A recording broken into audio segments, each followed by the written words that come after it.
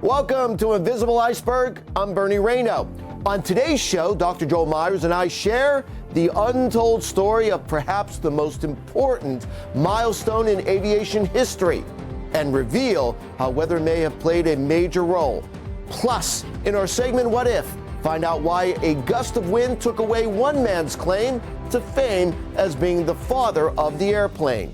And we're revealing the crucial role the Wright brothers had in military aviation. It all starts now on Invisible Iceberg.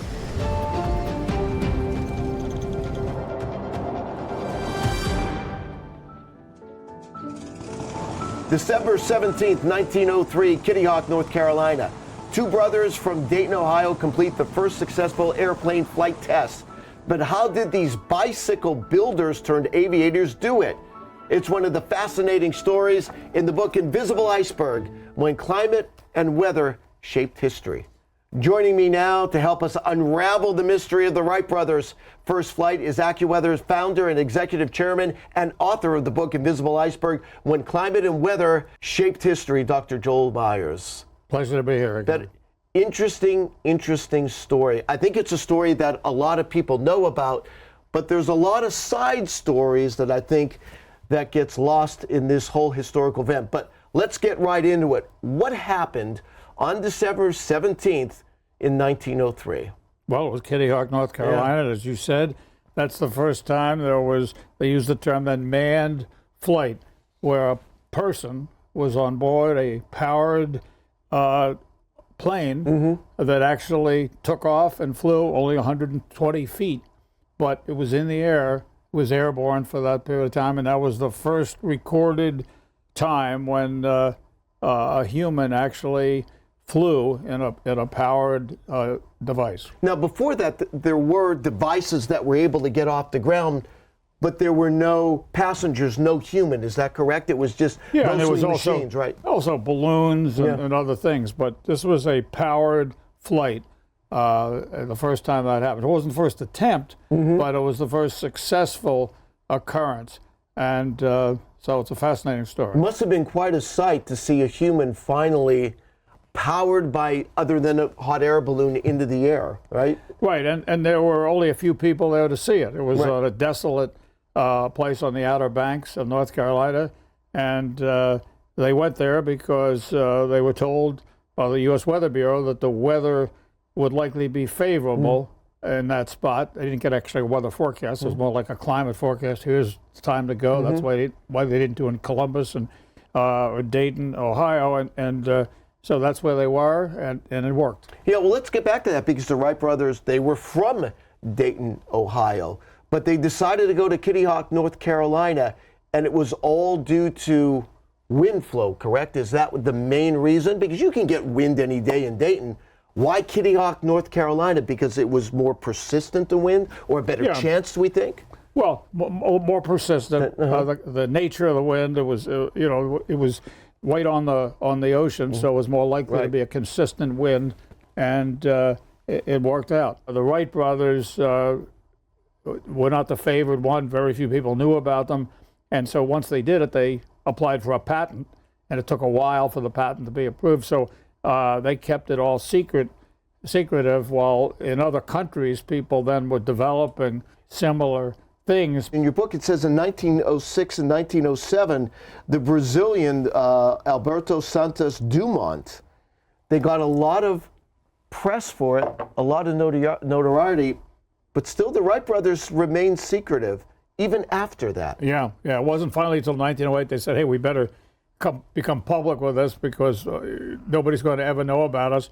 And so all these other flying machines, like from him and from others in Europe, went to this first show in Paris. But the problem was these other devices would take off and just go in a straight line. But the Wright brothers demonstrated their plane, took off, flew in a circle, came back, and landed in the exact same spot. And so it put everybody else to shame. And that's when they became famous. And then, of course, they had the pictures and the proof that they had invented this plane 5 years earlier. There was a Glenn H. Curtis also that, again, bicycles. He also, I find that interesting that the Wright brothers were bicyclists, Glenn Curtis was bicyclist, and he also started to develop a machine that he hoped would fly. Yeah, well, they needed wheels, I guess, and they were expert with wheels. And cars were just starting out, and so I guess they used bicycle wheels on the planes. So, yeah, and it's interesting that they fought, but then ultimately Curtis and Wright merged their companies, and it became Curtiss-Wright, and then in the 20s, and it became the biggest aircraft manufacturers for the military almost immediately. And so they were a famous company, Curtiss-Wright. They're still in existence today, $10 billion in sales. I was reading that. Wow. The value of the company, I think, is about $10 billion. And you think about where the aviation industry is now, humble beginnings, and now, according to your book, 38.9 million flights a day. That was before COVID, of course, hit. It's just an extraordinary and growth. A little over 100 years. You're talking about 121 years.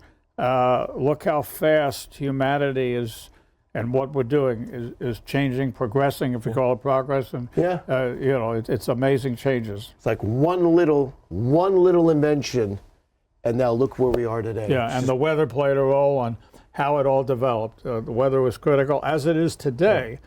With turbulence and with safety and the challenges and routing and all of that. Thanks, Joe. We'll speak with you again in just a few minutes when we go into our What If segment pertaining to the flight of the Wright brothers. Joining me right now with more perspective on this historic flight is David True. He is the lead park ranger at the Wright Brothers National Memorial in North Carolina. Thanks for joining us today. Thank you for having me here. Well, the first question that comes to my mind is the Wright brothers lived in Dayton, Ohio. Why didn't they fly from there? The first one was wind. They were concerned about having good, steady 15-mile-an-hour consistent winds, and they didn't think in the Midwest, like in Dayton, they may be able to have that consistently. They were also concerned about safety, and Dayton, Ohio doesn't have any sand, not a whole lot there for that. Mm-hmm. So they were concerned that they knew they were going to be having rough landings, having issues with coming down, and sand gives you a little bit of a safety net, gives you a little bit of protection. And so that was one reason also they decided to leave. But probably maybe even the biggest reason of all is that Dayton was a city, it was growing, and they were concerned that in a city like Dayton, Ohio, with a lot of very innovative people, that somebody might be taking a little too much interest in what they were doing and potentially steal their idea. What were other aircraft inventors globally doing at the same time? There were a lot of men and women that were trying to fly, and because the Wright brothers were not the best at necessarily keeping their information out to the public, a lot of people didn't believe them. There was always a bit of this question about who actually flew the first actual airplane flight. And that question still remains today. There is still a lot of debate, particularly with Whitehead in Connecticut, another man who tried to fly, and others as well, about who actually was the first to fly. But when it comes to the scientific information, the documentation that we have, it still leads to the Wright brothers. And what they did was using scientific methods, basically their resolution for getting things done, their genius and trying to figure out the math and other science that they needed to require to get this done, and their belief in each other and the work they did is the reason why this ended up becoming so famous for the Wright brothers. Since the Wright brothers' flight, global air travel is common. Space travel keeps evolving. Can you put their accomplishment in perspective? The Wright brothers were so amazing at what they did, having this 3 axis of control to be able to have flight, roll, yaw, and pitch. And the mathematics and skills they had to be able to persevere, even when they had thoughts about quitting. They did have thoughts about quitting because they weren't getting the results they were hoping for. Because of that determination, that's a lesson for anybody that's interested in science. And for aviators all over the world, we have them come to Wright brothers often and basically feel that reverence about what this place means for aviation. Today. On the planet Mars, we actually have a piece of the Wright flyer on the spacecraft Ingenuity. So if you think about it, Armstrong also had a piece of the Wright flyer with the moon on the moon landing. So we actually have parts of the Wright Flyer, the original, in space right now. And it really stands for everything that we've done in aviation before the Wright brothers, leading to the Wright brothers, and afterwards. It's all connected. And because of that, we're all in this amazing place about being able to the age of flight. David True, lead park ranger at Wright Brothers National Memorial. Thank you again for joining us. I'm glad to be here. Thank you for having us, and please go visit your national parks. Will do. Coming up later, we reveal the instrumental way the Wright brothers shaped military aviation. But next, in our What If segment, find out how a gust of wind ruined one man's claim to being the father of the airplane. We're back after the break.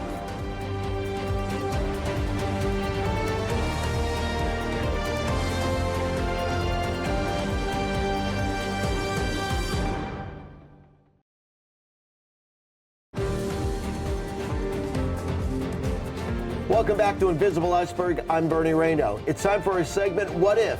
We will take a look at someone by the name of Samuel P. Langley, who successfully got his flying machine, as it was known, off the ground 7 years before the Wright brothers. Joining me now is AccuWeather's founder and executive chairman and author of the book Invisible Iceberg, When Climate and Weather Shaped History, Dr. Joel Myers. Let's talk about who Samuel P. Langley was. Now, I've heard of the term Langley Air Force Base. I would assume that's who that is, but I never knew that he was on track to become the first individual to get an airplane working and get a human in the air on it. Yeah, well, he was backed by government grants, and he was close to the government. They believed that he was the one that was going to do it.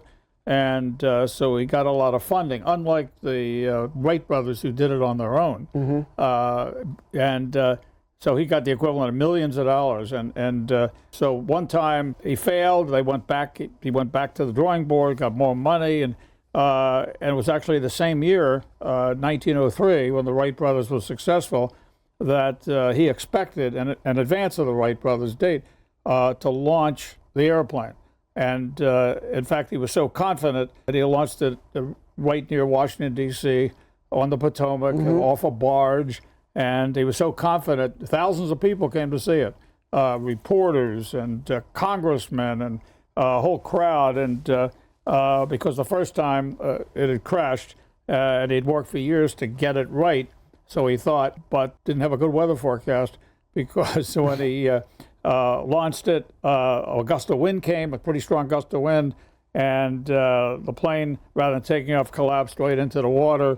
It was very comical. It was shown on the newsreels and so on, and it became a laughing stock.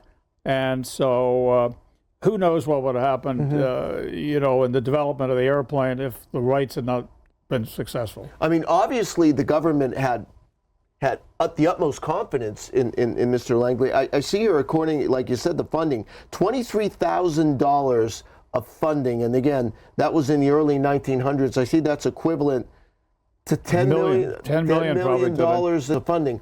Why do you think they were so confident that he would be the person to do it? His background, he talked them into it, I guess, and whatever he demonstrated. But it was interesting. Private enterprise, entrepreneurs, and what America's famous for, these bicycle makers. The back room developed this plane, found the right spot, a better spot weather-wise, and won the race and got the patent. Now, as far as Langley is concerned, did he ever try it again? Did he keep pursuing it? I know the Wright brothers eventually, as we talked about, did it, but whatever happened to Langley as we move forward? Did he ever try it again? Didn't hear much about him. I don't, except for Langley Air Force Base. That's the only time I've heard of it. He was an important player in the government, and related to the government at that time. So didn't really follow it much after that, because other players took over the whole aviation what became the aviation industry. And we had mentioned earlier the other players, including Glenn Curtiss and also the Brazilian Alberto Santos Dumont. How do you think things would have changed in history if those two individuals ended up getting the patent before the Wright brothers? Well, certainly the Europeans, your country may have dominated aviation much more than they did. And it could have developed very differently. And of course, we know now that aviation not only plays a huge role for the public and business, but in the military. And we do know that because of the patent disagreement and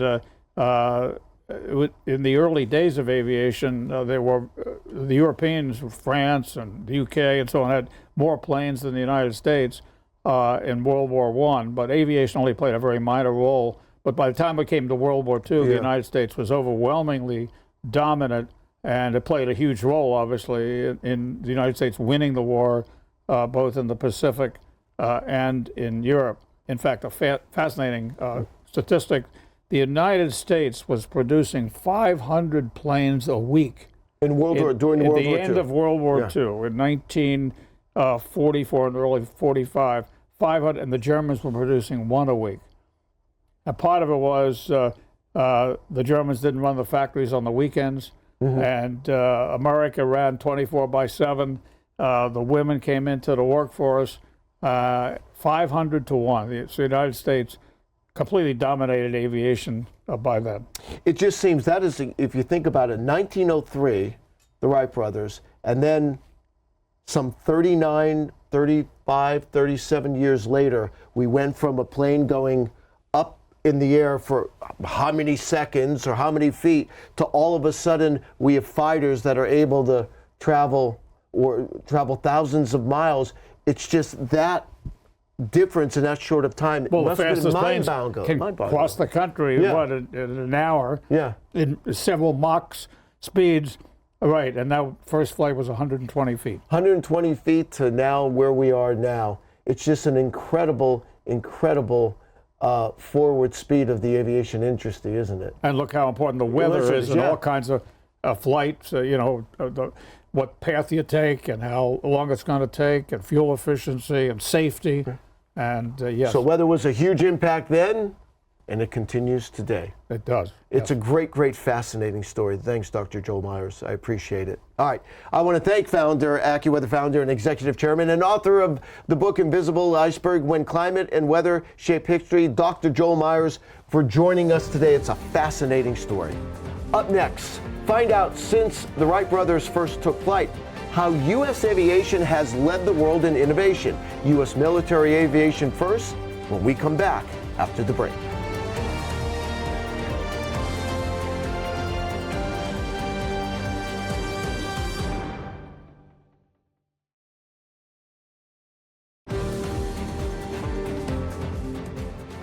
Welcome back to Invisible Iceberg. I'm Bernie Rayno. The Wright brothers have a big role in military aviation first. The world's first military airplane was the 1909 Wright Military Flyer. 6 years after the Wright brothers' historic flight at Kitty Hawk, the U.S. Army Signal Corps bought a plane the brothers designed for surveillance. The two-seat aircraft could reach speeds of 40 miles an hour and travel a distance of 125 miles. The biplane was made of wood, weighed 735 pounds, and was purchased by the Army for $30,000. That's over $1 million in today's dollars. In 1932, the Martin B-10 was the first all-metal fixed-wing bomber used by the U.S. Army Corps. Innovations included an enclosed cockpit, an internal bay to hold bombs, and a maximum speed of 213 miles an hour. First built in 1968, the Grumman F-14 Tomcat was featured in the 1986 movie Top Gun. The jet fighter, with long-range bombing capabilities, had a rotary cannon for dogfighting and air-to-air missiles able to hit enemy aircraft 90 miles away. The U.S. military retired F-14s in 2006, and Tom Cruise moved on to F-18s in the movie Top Gun: Maverick sequel. I want to thank AccuWeather founder and executive chairman and author of the book Invisible Iceberg, When Climate and Weather Shaped History, Dr. Joe Myers, for joining us today, and a big thanks to all of you for watching. If you have a question or comment, send us an email at questions@AccuWeather.com. We'll see you next time.